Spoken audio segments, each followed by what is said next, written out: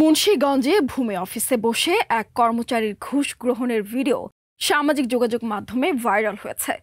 নিজের চেয়ারে বসেই ঘুষ গ্রহণ শেষে তাকে সেই টাকা গুনতেও দেখা গেছে ভিডিওতে। জেলা শহরের উপকণ্ঠ নতুনগাঁও এলাকার পঞ্চসার ইউনিয়ন ভূমি অফিসের জারিকারক লুৎফা বেগমের ঘুষ নেওয়ার ওই ভিডিও সামাজিক যোগাযোগ মাধ্যম ফেসবুকে কয়েকদিন আগে ছড়িয়ে পড়ে।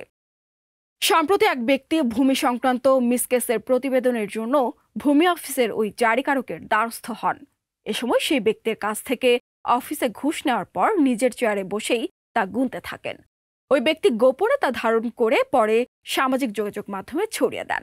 ৩ মিনিটের ভিডিওতে ঘুষ গ্রহণ শেষে জারিকারক লুৎফা বেগমকে বলতে শোনা গেছে, আপনার কাজ হয়ে যাবে, চিন্তা করবেন না। নাম প্রকাশ না করার শর্তে একাধিক সেবা গ্রহীতা অভিযোগ করেন, জমির নামজারি থেকে শুরু করে নথি সংক্রান্ত কাজে ওই জারিকারকের কাছে গেলেই ঘুষ দিতে হচ্ছে। টাকা ছাড়া তিনি কোনো কাজই করেন না। তার কাছে অনেকটা জিম্মি হয়ে পড়েছেন সেবা গ্রহীতারা।